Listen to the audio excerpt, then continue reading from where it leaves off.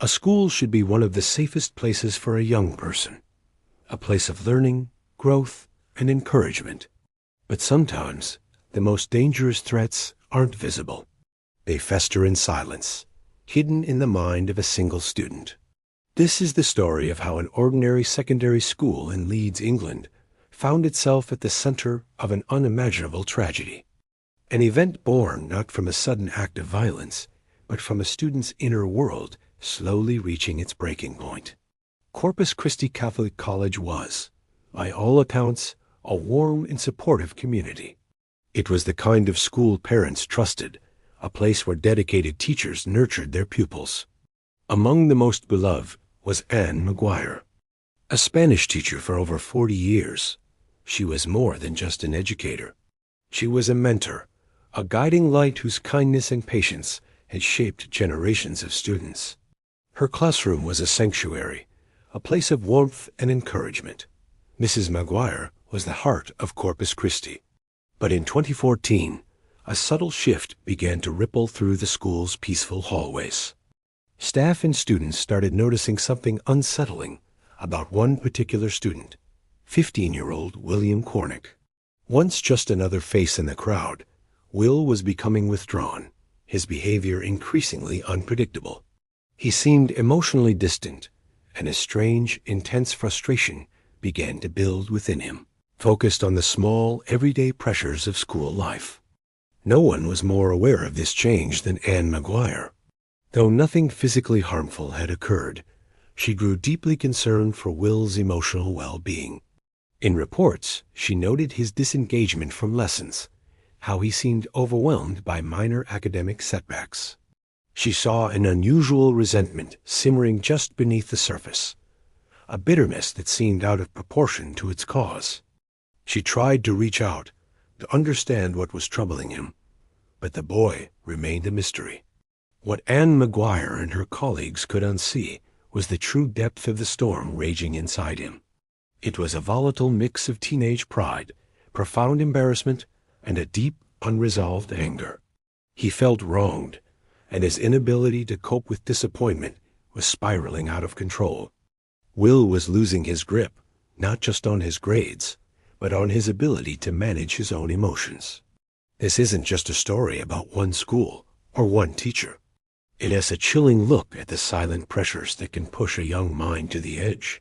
It explores how a seemingly normal teenager's private struggles, his inability to ask for help or process his feelings, created a path toward darkness. Behind the familiar backdrop of lockers, classrooms, and school bells, a tragedy was quietly unfolding.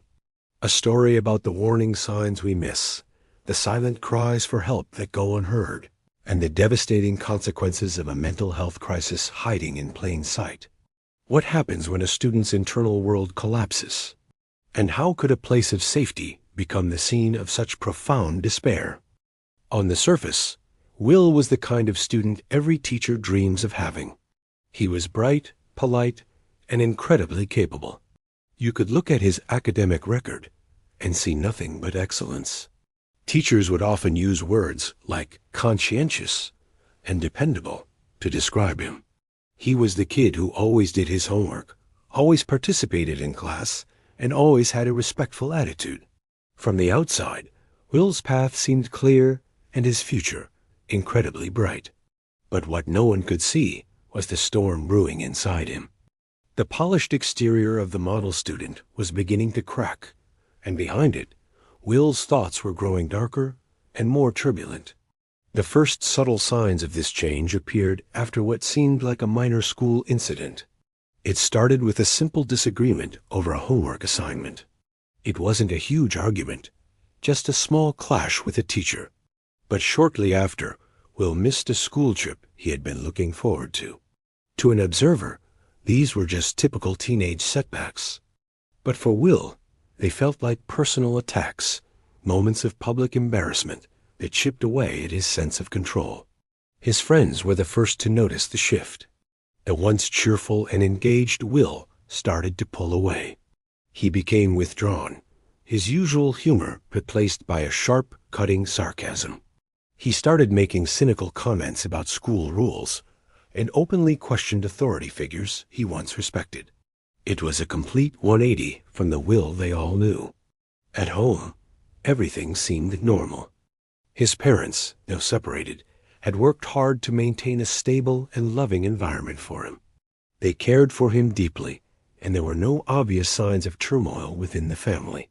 They saw his moodiness, of course, but chalked it up to the pressures of being a teenager, the stress of exams, or the frustrations of school life.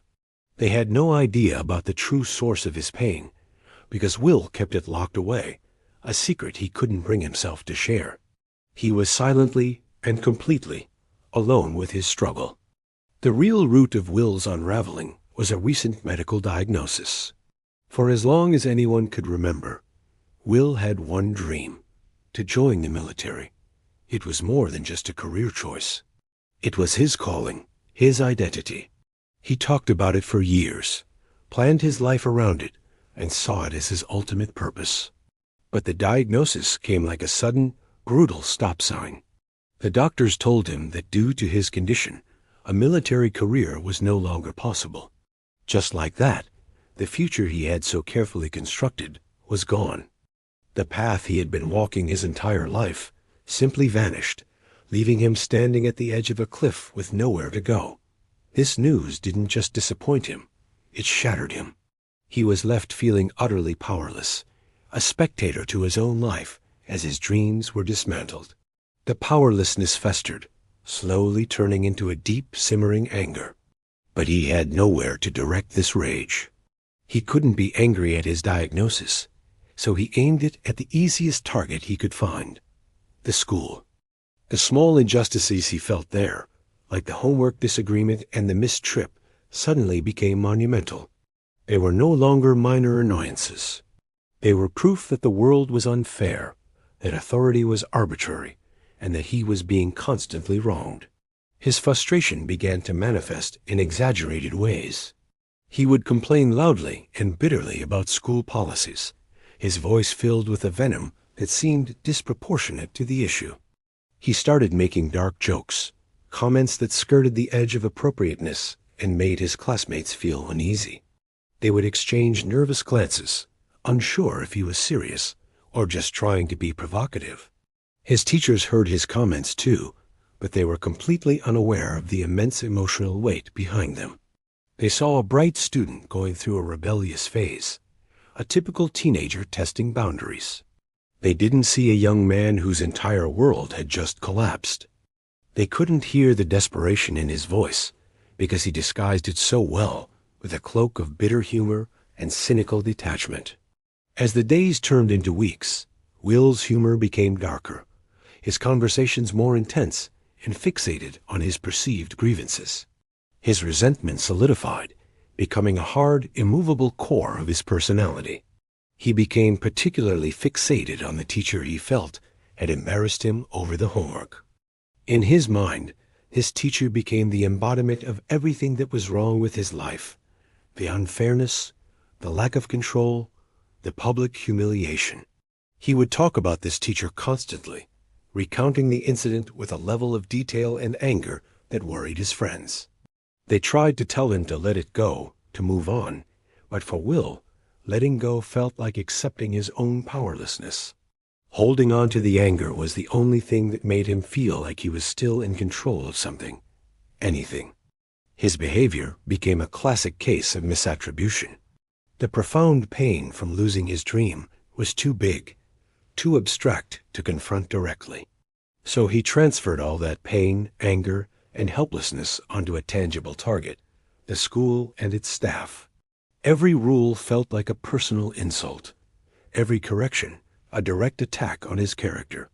He started to see conspiracies where there were none, believing that teachers were actively working against him, singling him out for punishment. His friends, once his confidants, started to distance themselves. His negativity was exhausting, and his obsessive anger was becoming alarming. They didn't know how to help him, and their attempts to reason with him were met with scorn and accusations that they just didn't get it.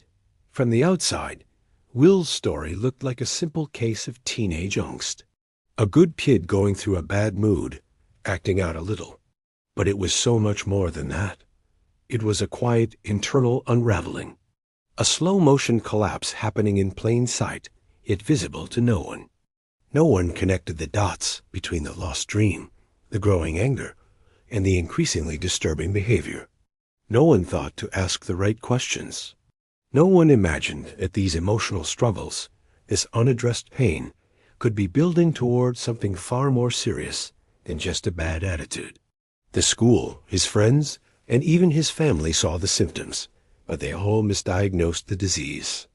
This story is a stark reminder of how easily deep emotional distress can be overlooked, especially in those who seem to be doing well. It shows us that outward success can often mask internal turmoil. Will wasn't a bad kid. He was a kid in pain, a kid who had lost his way and didn't have the tools or the support to find a new one. His story is a call to action for all of us parents, teachers, and friends to look beyond the surface. To listen not just to the words being said, but to the emotions behind them. To recognize that sarcasm and negativity can be cries for help, and that sudden changes in behavior are rarely without a deeper cause. When someone's entire future is taken away, the sense of loss can be overwhelming. For Will, the military wasn't just a job. It was his identity. Without it, he was lost. This is why it is so critical to foster environments where young people feel safe enough to be vulnerable, to admit they're not okay, and to ask for help without fear of judgment. It's about creating a culture of open communication where we check in on each other, especially those who seem to have it all together. What happened with Will could have been prevented if just one person had seen past the sarcastic teenager and recognized the hurting young man underneath. If someone had offered him a space to talk about his diagnosis, to grieve the future he lost, his anger might not have festered and grown into something so destructive. It all happened so fast, on what felt like just another ordinary school day. For Will, though, it was anything but ordinary. It was the day everything boiled over. All the unresolved resentment, the confusion about his own health, and the constant struggle with authority, it all just exploded. One moment, everyone was focused on the lesson. The next, Will was on his feet, shouting, his voice echoing with a pain that no one had truly seen before. He directed his anger at his teacher, Anne McGuire, before storming out of the classroom, slamming the door behind him. The room fell into a stunned silence. For many of his classmates, this was the first real glimpse into the deep, turbulent waters Will had been navigating all alone. It was a raw, unfiltered cry for help. The teachers, to their immense credit, reacted instantly. Their priority was clear: calm the class and get to Will. They managed the situation with incredible professionalism, ensuring the other students felt safe, while one teacher escorted Will to a quiet space. He needed someone to talk to, away from the prying eyes and the chaotic energy of the moment. The aftermath of the outburst was almost as unsettling as the event itself. While no one was physically hurt, the emotional shockwave was massive. Staff members who spoke with Will afterward described a strange, eerie calm. He wasn't crying, he wasn't angry anymore, and he wasn't apologetic either. He seemed detached, disconnected from what had just happened, almost as if he were watching a movie of his own life rather than living it. This lack of emotional response was perhaps the most concerning sign of all. It was clear this wasn't just a case of a teenager acting out.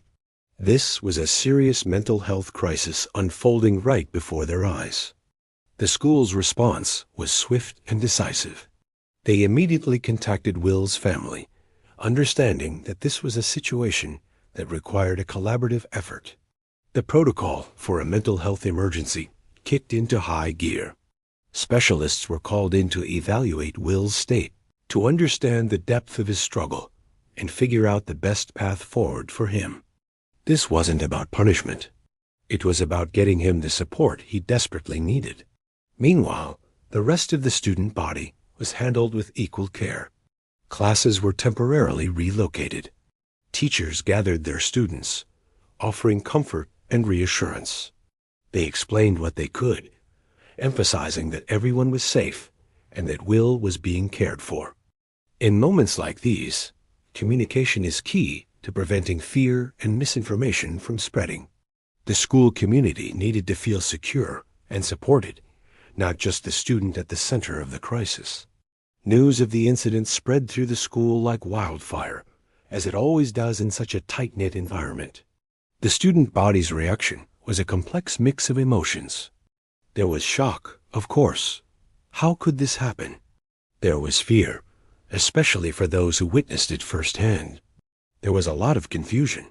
Why did Will do that? And underneath it all, there was a profound sadness. Sadness for Will, for what he was going through, and a collective sense of helplessness that a friend and classmate had been, hurting so much without anyone realizing the full extent of it. But in the midst of all this turmoil, one person's reaction stood out and became a defining memory of that difficult day.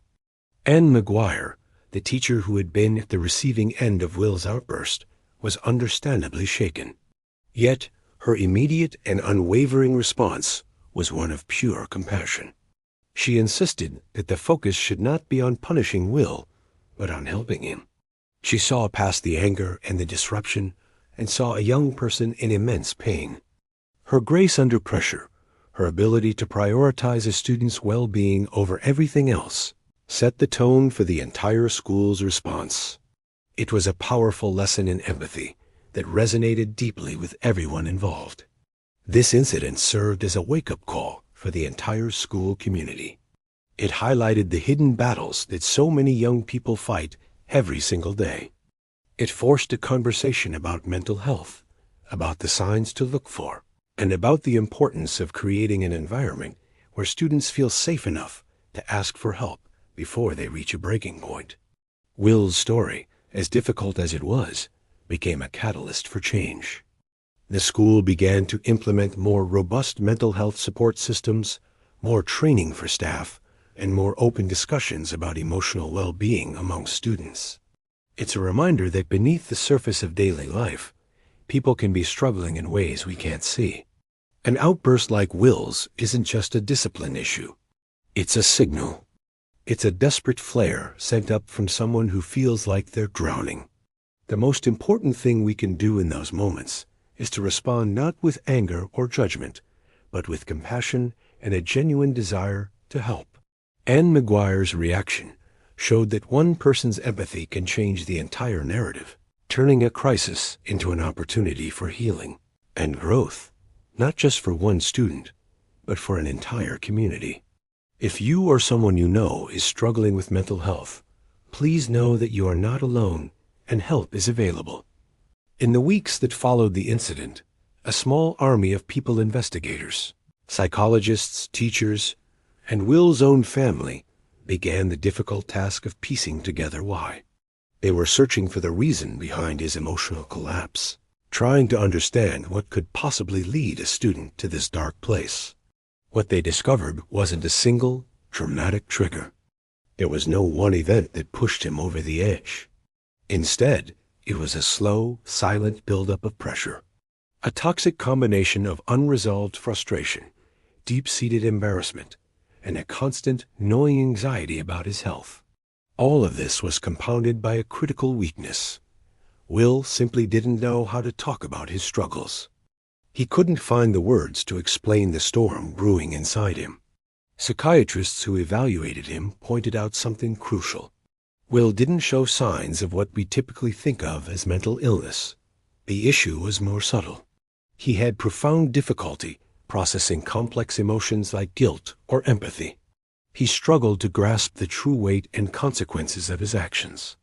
When he spoke, it was often in an emotionally flat tone, a monotone that could be easily mistaken for coldness or malice. But it wasn't that. It was a reflection of his emotional immaturity, a sign that he lacked the fundamental coping strategies most of us develop as we grow up. Looking back, the warning signs were there, hidden in plain sight.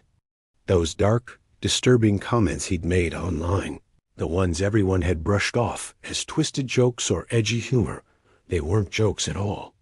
They were flares, signals from a young person spiraling inward, losing his grip. They were desperate, albeit misguided, cries for help from someone who didn't know how to ask for it directly. The tragedy is that no one recognized them for what they were until it was far too late. In the wake of this devastating event, the school community didn't fracture, it rallied.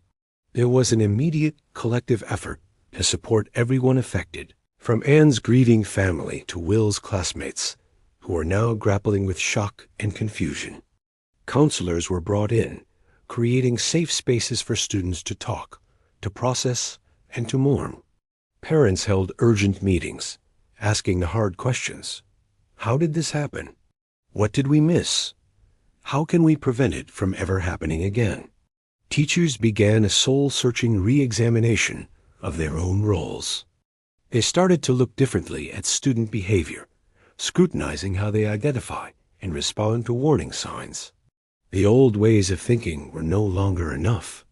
A quiet student wasn't just a quiet student anymore. They could be a struggling student. A bad attitude wasn't just a discipline issue. It could be a symptom of a deeper crisis. The entire culture of the school began to shift towards a more proactive and compassionate approach to student well-being. The students themselves became a powerful force for healing. They wrote messages of support and reflection, covering school walls with notes of hope and solidarity. For many, the event was a brutal but profound lesson. It taught them the incredible importance of speaking up when something feels wrong, whether it's about their own feelings or the behavior of a friend. They learned that silence can be dangerous, and that a single conversation can sometimes be the difference between life and death. The community was determined to find meaning in the midst of its grief.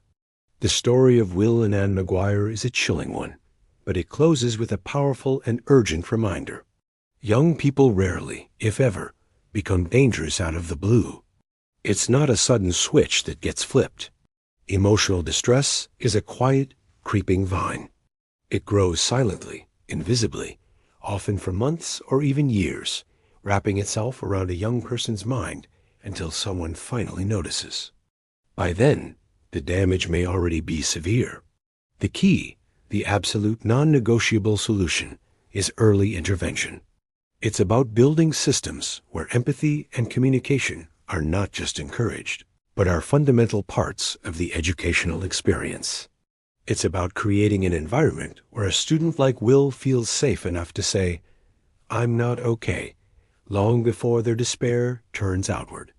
Tragedies like this can be prevented, but it requires a collective shift in our mindset. We have to learn to listen to the whispers of distress before they become a roar of desperation. We have to see the person behind the behavior. Anne McGuire's legacy, ultimately, is not one of fear. It is not a story meant to make us afraid of the students in our classrooms. Her legacy is one of unwavering compassion. It's a testament to the fact that great teachers often see the very best in their students, even when those students have long forgotten how to see the best in themselves. The case may be closed, but criminology never sleeps. Like and subscribe at Join Criminology, and step deeper into the dark with us.